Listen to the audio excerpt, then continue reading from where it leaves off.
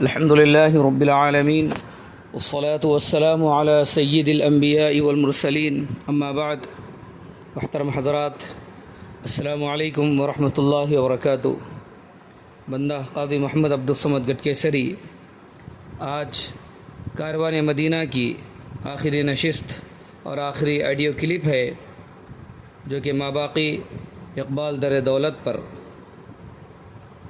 ساتھ ہی ہم جناب مصلح الدین احمد حیدرآبادی صاحب اور ان کے ساتھ ان کی تمام ٹیم کے بھی مشکور ہیں۔ ان حضرات نے حضرت علیہ الرحمہ کی کتاب پر خدمت کا موقع عنایت فرمایا۔ یہ شکر گزاری ادھوری ہوگی اگر میں جناب ڈاکٹر سید احمد زکریا غوری ندوی صاحب کا ذکر نہ کروں، کیونکہ آپ نے ہی اس سلسلے سے جڑنے کے لیے رہبری فرمائی ہے۔ اللہ پاک سبوں کو جزائے خیر عطا فرمائے۔ مزید یہ کہ میرے پیر و مرشد و استاد محترم و ناظم ندوۃ العلماء لکھنؤ حضرت مولانا سید بلال عبدالحی حسنی ندوی دامت برکاتہم کی اجازت و شفقت اور دعائیں بھی شامل حال رہی ہیں۔ اللہ پاک استاد محترم کا سایہ تا دیر قائم و دائم رکھے امت مسلمہ پر۔ ڈاکٹر علامہ اقبال علیہ الرحمہ مسلمانوں کے تنزل کا سبب فقر و افلاس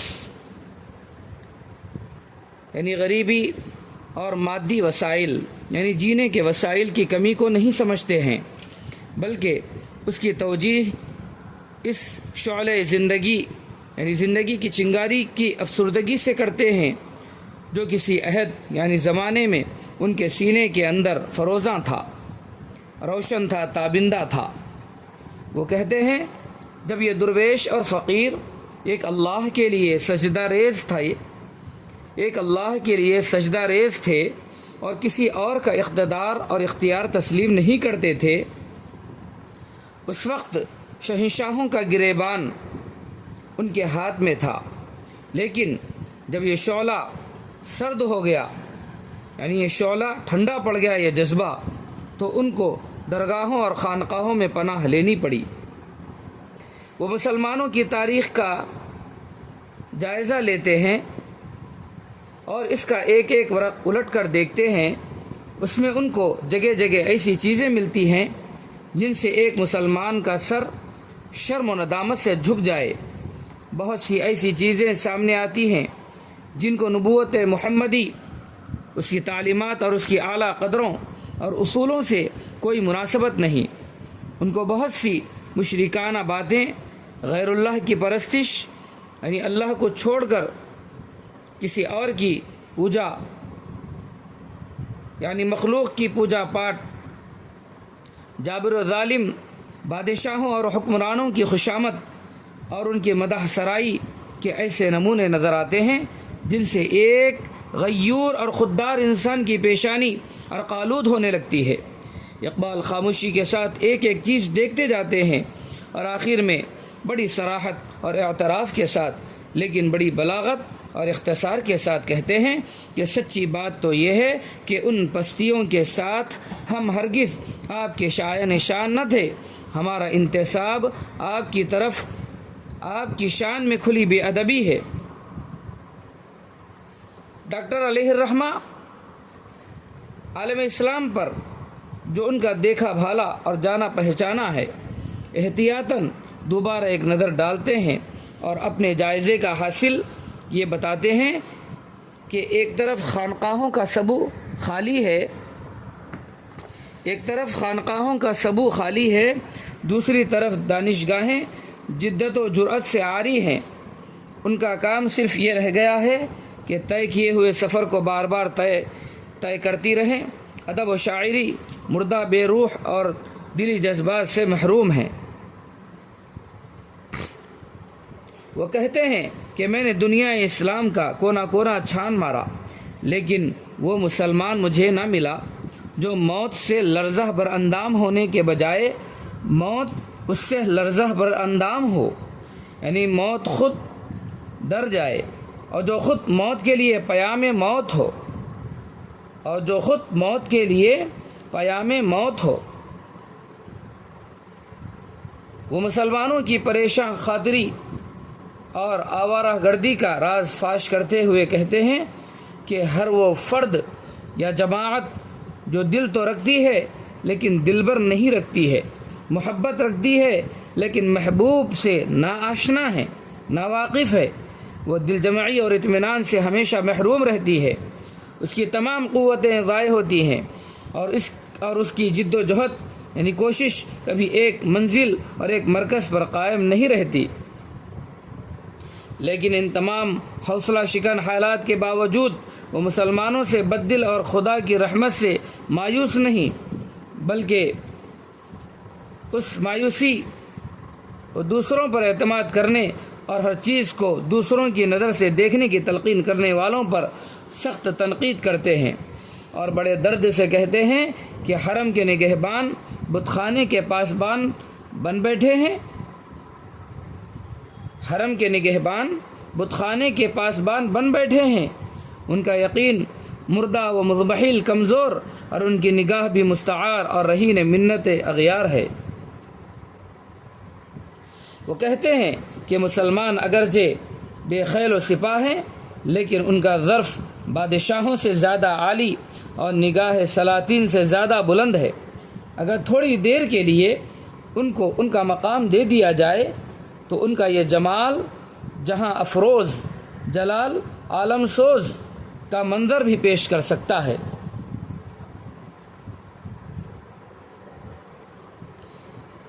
وہ اپنا اور اس عصر کا یعنی اس زمانے کا ذکر کرتے ہیں جس سے وہ برسر پیکار ہیں اور جو قدم قدم پر ان کے لیے ایک مستقل آزمائش اور امتحان ہے۔ اس میں کوئی شبہ نہیں کہ اقبال کی پوری زندگی عصر جدید یعنی نئے زمانے سے کشمکش میں گزری۔ انہوں نے مغربی تہذیب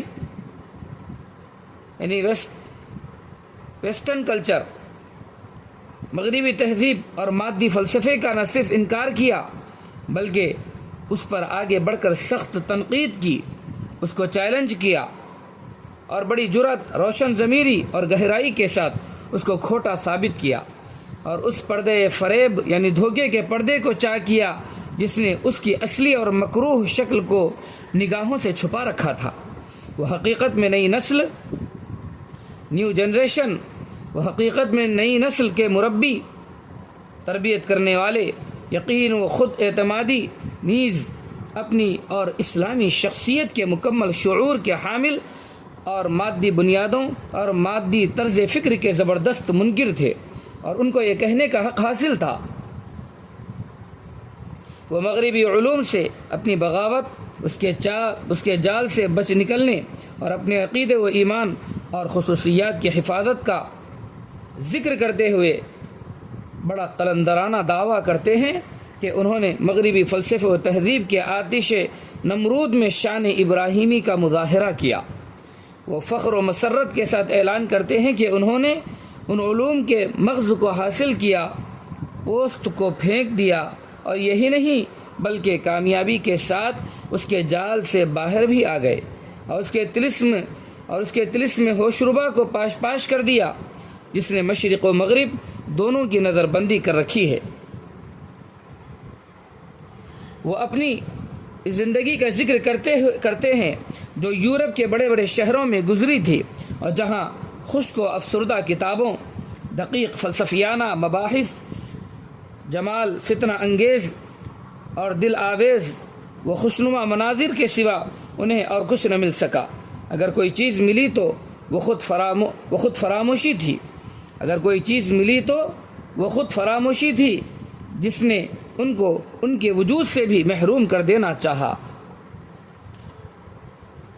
اب بھی جب ان کو ان دنوں کی ویرانی و بیرونی یاد آتی ہے، ان کی طبیعت پر وحشت و انقباض طاری ہو جاتا ہے۔ وہ بڑے جوش کے ساتھ کہتے ہیں کہ میں خانے مغرب میں بیٹھ کر مجھے سوائے درد سر کے اور کچھ نہ ملا، اس سے زیادہ بے سوز، بے نور اور بے کیف شب و روز مجھے اپنی پوری عمر میں یاد نہیں، جو ان دانشمندان فرنگ کے ساتھ گزرے۔ پھر بڑے درد کے ساتھ کہتے ہیں میں تو آپ کے ایک فیض نگاہ کا پروردہ ہوں. اہل دانش اور اہل خرد کی یہ ساری نکتہ آفرینیاں اور لنترانیاں میرے لیے درد سر کا سامان اور وبال جان ہے. میں تو صرف آپ کے در کا فقیر ہوں، آپ کی گلی کا سائل ہوں. مجھے کسی کے سنگ آستاں پر سر پھوڑنے اور قسمت آزمانے کی کیا ضرورت. فقیرم از تو خواہم ہرچے خواہم، دل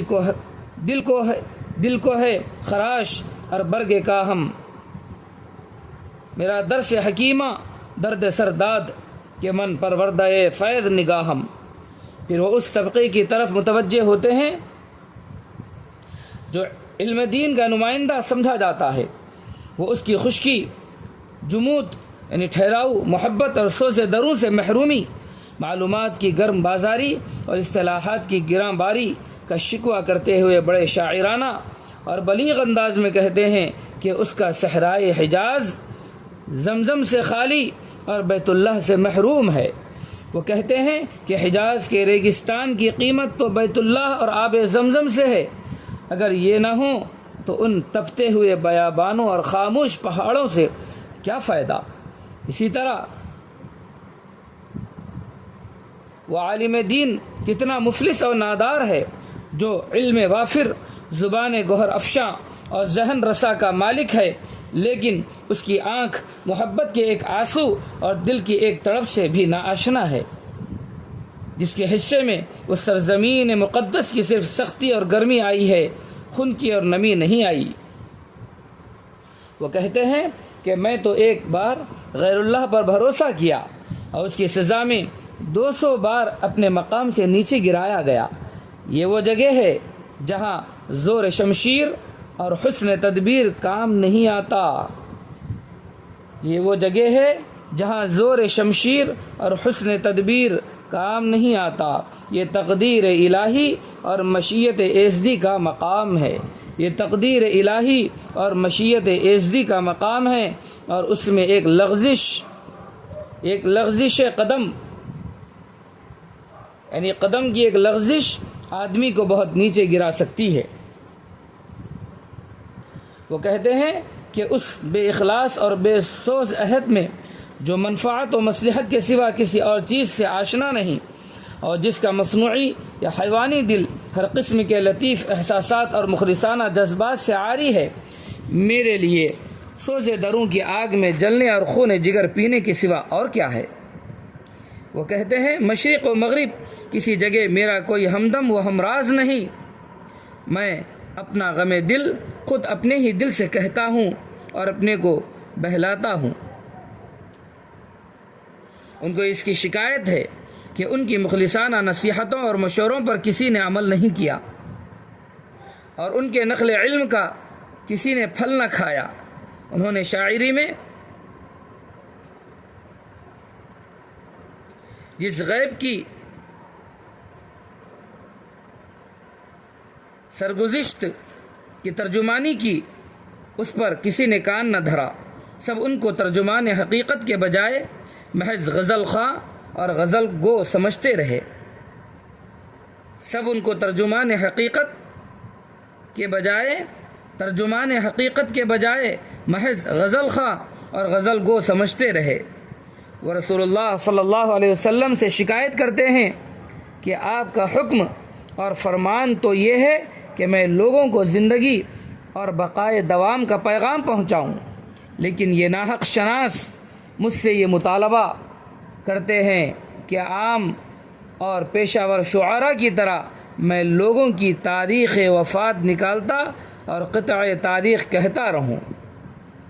وہ بڑے درد و سوز اور بڑی حسرت اور تلخی کے ساتھ اس بات کی شکایت کرتے ہیں کہ وہ علم اور وہ پیغام جو ان کے اشعار کی روح اور اصل قیمت ہے، اس سے لوگوں کو سب سے کم دلچسپی ہے، اور اس میں انہوں نے بڑی قناعت اور زہد کا ثبوت دیا ہے، یعنی اپنا دامن جھاڑ لیا ہے.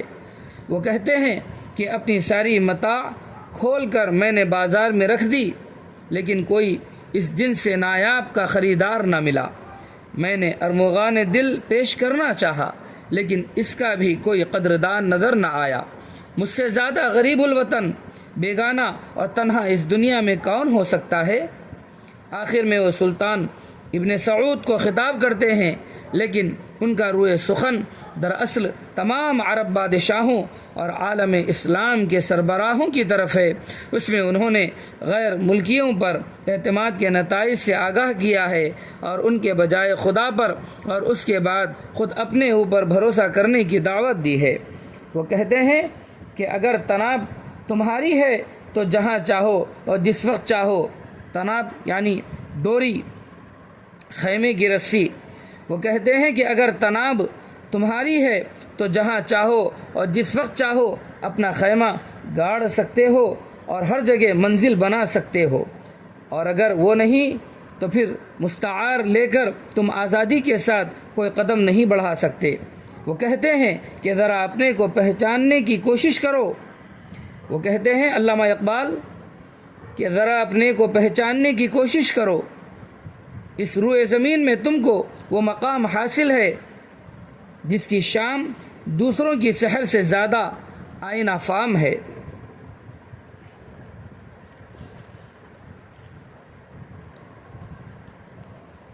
اب آخر میں سید العرب والعجم کے حضور میں شعرائے عجم کا خراج عقیدت پیش ہوگا، جس میں خواجہ الطاف حسین حالی کی وہ مشہور نعت سنانے کی سعادت حاصل کرنے کے ساتھ حضرت امجد حیدرآبادی کا وہ کلام جس میں انہوں نے سفر ہجرت کا نقشہ کھینچا ہے کہ گویا حضور پاک علیہ الصلاۃ والسلام آج ہی سفر ہجرت فرما رہے ہیں۔ الطاف حسین حالی کا کلام سماعت فرمائیں۔ وہ نبیوں میں رحمت لقب پانے والا، مراد غریبوں کی برلانے والا، مصیبت میں غیروں کے کام آنے والا، وہ اپنے پرائے کا غم کھانے والا، فقیروں کا ملجا، ضعیفوں کا ماوا، یتیموں کا والی، غلاموں کا مولا، خطا کار سے در گزر کرنے والا، بداندیش کے دل میں گھر کرنے والا، مفاسد کو زیر و زبر کرنے والا، قبائل کو شیر و شکر کرنے والا، اتر کر حرا سے سوئے قوم آیا، اور ایک نسخے کی میاں ساتھ لایا، مشخام کو جس نے کندن بنایا، کھرا اور کھوٹا الگ کر دکھایا، عرب جس پہ قرنوں سے تھا جہل چھایا، پلٹ دی بس ایک آن میں اس کی کایا۔ اب حضرت امجد حیدرآبادی کا کلام بھی ملاحظہ فرمائیں۔ چلی صحن کعبہ سے باد بہاری، چلی صحن کعبہ سے باد بہاری، مدینے کو جاتی ہے گل کی سواری۔ سرکار دو عالم صلی اللہ علیہ وسلم کو گل کی سواری سے تشبیہ دے رہے ہیں امجد حیدرآبادی۔ چلی صحن کعبہ سے باد بہاری، مدینے کو جاتی ہے گل کی سواری، ہوئی رخصت رحمت رب باری، ہر ایک غم میں کرتا ہے فریاد و زاری، ہر ایک غم میں کرتا ہے فریاد و زاری، کوئی کہہ رہا ہے جگر کو سنبھالے، ادھر دیکھ لینا ادھر جانے والے، ہے دریائے خوں چشم زمزم سے جاری، سواد حرم میں ہے ایک سوگواری، ہر ایک دل میں ہے برق سی بے قراری، ہر ایک کی صدا ہے کہ سن لے ہماری، نہ جا ہم سے منہ موڑ کر جانے والے، نہ جا ہم سے منہ موڑ کر جانے والے، یہاں کون ہم بے کسوں کو سنبھالے۔